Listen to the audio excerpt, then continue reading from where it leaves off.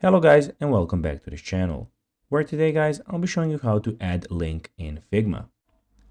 Now guys, the first thing that you need to do is of course go to figma.com and you'll be greeted by a screen looking similar to this one.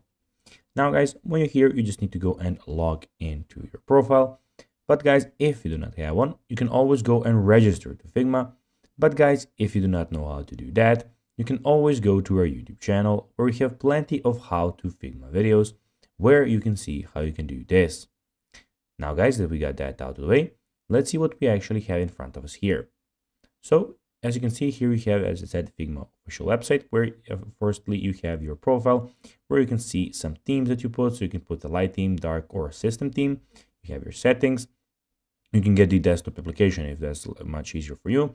You can add another account and you can log out of the account that you're in at the moment.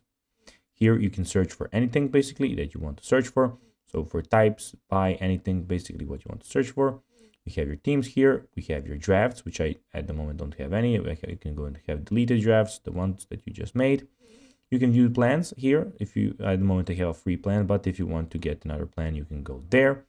And you also have your favorite files.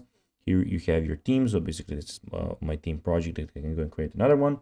And in the top right corner, we have the design file where you can design. We have the import and the plus Figma Jam board. Now guys, I'll be showing you how you can actually add a link in Figma. Well, make your selection and then click create link in the toolbar.